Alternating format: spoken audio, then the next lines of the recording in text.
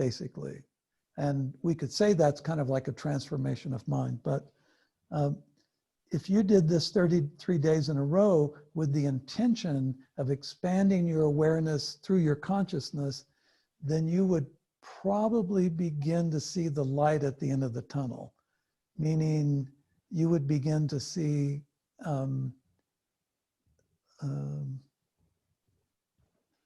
I guess enlightenment is the only way to say it. Your mind would be free of the boundaries. Now, I've had people who have done that and have gone on quite further with it. And again, this is not my origination. This is from quite a long time ago. The wording is updated. It's in the English language. It's transformed or transferred out of the old Coptic and the Aramaic and Greek, but it's been in all those languages as well.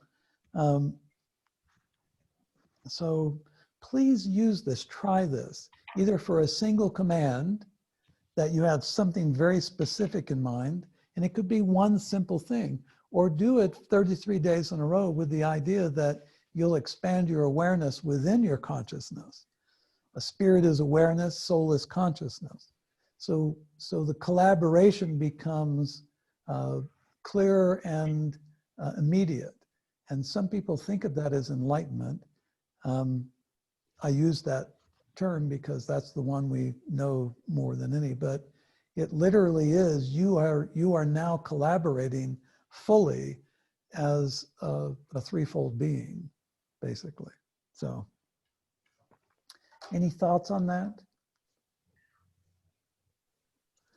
I'll send along an audio file giving the correct pronunciation of each one of these, as well as this particular script. So I'll send that along to you guys. Probably Monday. It'll give you time to kind of digest what we've gone over in these 4 hours, but I'll send that out so that there's a really clear, slow pronunciation of each one of the names. And I'll even recite the whole thing, so. Any thoughts? I would share, I very much appreciated that. I've been using that off and on since you offered it as part of the work you were doing to mitigate the earthquake in Japan. Mm-hmm. And in that format, it wasn't as specific to personal manifestation. Right. I'm astounded that I was able to somehow know how to pronounce at least half of those. Right. So I really appreciate it and respect it. Well, and I haven't used it specifically for my own creation, but rather a calling in. And when you spoke about, you're calling in your tribe, that's really helpful to know, because that's what it's been feeling like. Yeah, this is the thing that you're not this little being. You're not this little human being. You belong to this incredible network of peerage that is adjacent. It's a part of this dimension and adjacent dimensions. So,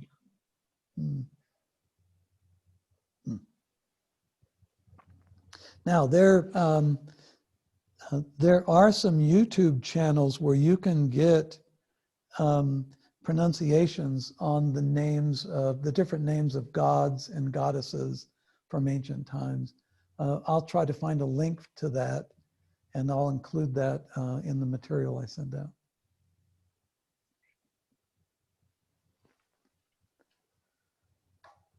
Any other thoughts? I think I have a question. Sure. In terms of the whiteboard drawing behind you Yeah. and this invocation, so I'm just trying to think about maybe I shouldn't be thinking, trying to figure out how to incorporate the movement of this energy through the chakras and at the same time going through this invocation. Is that what you're saying? I Have would, it together, or? yeah, I wouldn't use this invocation with this. I got you. Yeah. Okay. This is more to change the idea that the energy flows in a straight line through your chakras. Okay. It's a spiral. It actually spirals up through and continues to go back down and then reconnect with the earth and then come back up, and then it's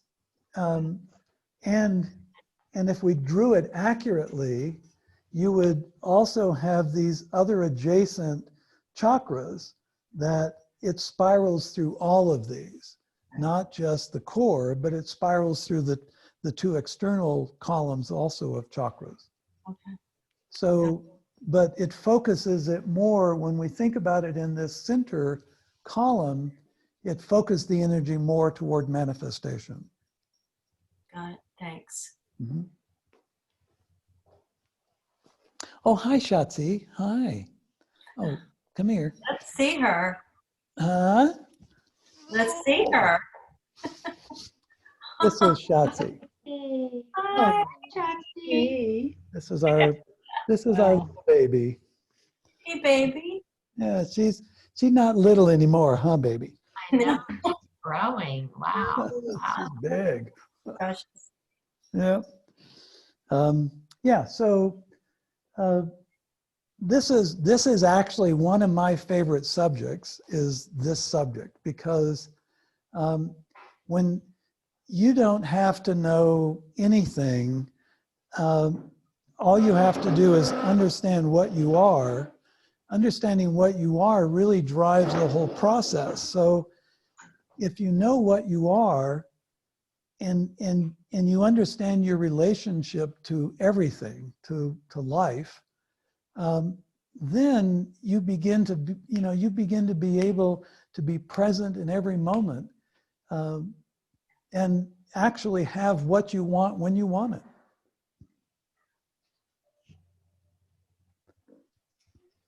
Life is meant to be that way. We just have to get past all of our early training that has become subconscious, and in that subconscious state, it basically controls everything we do. It limits us. It puts boundaries within our mind that seem insurmountable, that actually seem like, well, we for some reason just can't get past certain things. So once you know what you are, that's most of the game. So really, you could also command a release of conflict, correct? Sure. Yeah, the problem that most people have with this is they feel they have to resolve something. Mm-hmm. You do not have to resolve anything. You simply release it. Mm-hmm. If you try to go back and fix the past, you will spend all your time in a worthless endeavor. Mm-hmm. You know, it has no value to do that. It's just a matter of simply releasing it.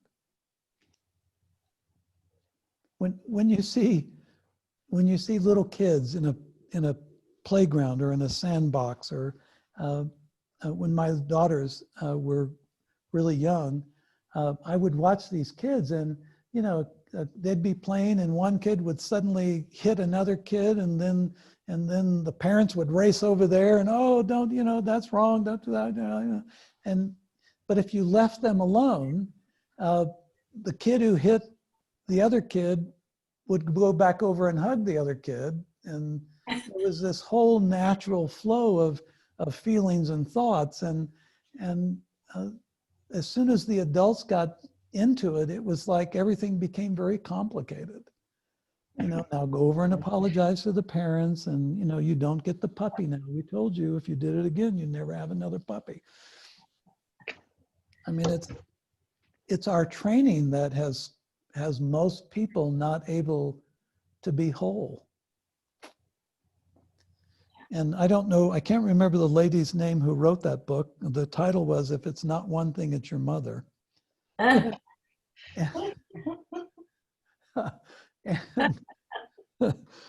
um, it's probably true. Sorry, Mom. Yeah. Yeah. I was also thinking when you were talking about innocence, how often have you heard a child go, I want to be blah, blah, blah. I want to this, I want to do that. They're just so innocent about it, and it's so pure. Yeah, And of course. really what you're shooting for Yeah. is, I want to be an actress. I want to be.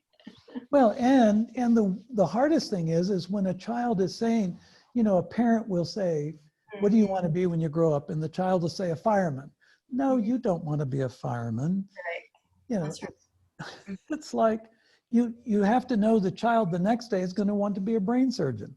I mean, You're just expressing. Yeah, it's just an expression. It's connecting a thought. It's connecting a feeling with a thought, and this is when we die. And when I say that we die, our knowing ability dies when we start to please other people. No kidding. When we seek to please a parent, and then when we seek to please our friends, and then when we seek to please our colleagues, our partnerships, when we seek to please others, that's when we lose ourselves. And unfortunately, we're trained to please others. That's society, that's social consciousness. And notice where that's gotten us to this point in the human drama. It's not bode real well within the history of humanity, pleasing others. Or comparing ourselves with others constantly. There's so much of that. Yeah, well, competitiveness is something that is instilled in us also, And comparisons. Yeah, and that's that whole energy of pleasing others also is in our competitiveness. Mm-hmm. I even found myself competing with myself. Mm-hmm. Okay, yesterday's golf swing. Now, how did I do that? Okay, I'm gonna play the best round of golf I ever played. And like as a writer, it's really difficult because you want your next sentence to be at least as good as the previous one, if not better. And so you can get into a real interesting competitiveness when you're writing. I know many authors, and they talk about that internal mindset about wanting the next publisher to be the better publisher, kind of thing. Yeah. Do you have any books coming out? You know what? I'm rewriting a book that was published years ago, and it was called The 12 Days of Light. Yep. And I'm rewriting it to bring more of this information into it. So not just the dominant scenarios of what will happen, but also what each one of those dominant scenarios, what is the dynamic that drives each one of them. So yeah, I'm kind of reissuing it, kind of thing. So I think I'm out of words. It's all good. Yeah. I greatly appreciate you all joining me today. It was my way of celebrating my birthday. We greatly appreciate you. Yeah. Thank you for sharing with us. Uh-huh. Thank you. Thank you. Yeah. You obviously did a really good job because I didn't have time to be here today, and I was. Oh, well, good. Well, Thank there you very go. um, yeah, it's one of those things where, I've known Ed. How many years have we known each other, Ed? much. I don't know, probably 40 something. Yeah, a 40 long something. time. It's Oh, been yeah. it's been a joy to watch Ed and his journey, and all the people I've known for so many years, watching everybody unfolding. It's just such a wonderful experience, and we all seem to be tying into each other and going on our separate paths, but also coming back to kind of Yeah. drink from the well of each other. So. Yeah, this will be significant for me this day, I'm sure. Oh. I'm doing a lot of processing right now about it. Good. Yeah. Well, I always love sharing, and to me, that's basically what motivates me in life, is being able to offer something that might, in some way, expand something. So, yeah. So thank you all for being here today. Thank Thank you. Thank you, Gary. Thank And you. And thank with you that, everyone else too. Everyone, yeah. Thank you, guys. Thank you. Happy birthday. So with that, I'm going to end the session. All right. Bye. Go celebrate. Yes, and I'm going to send out the recording of it to you guys. And Great. I'll send out the support material I talked about, and then please get back to me, and if there's anything else, or if you have an idea for another workshop or another event, then we can go from there. Awesome. Thank you, Gary. Bye. Let me know if there's anything I can do for you too. Okay, thank you, Ed. Bye. Bye. Bye.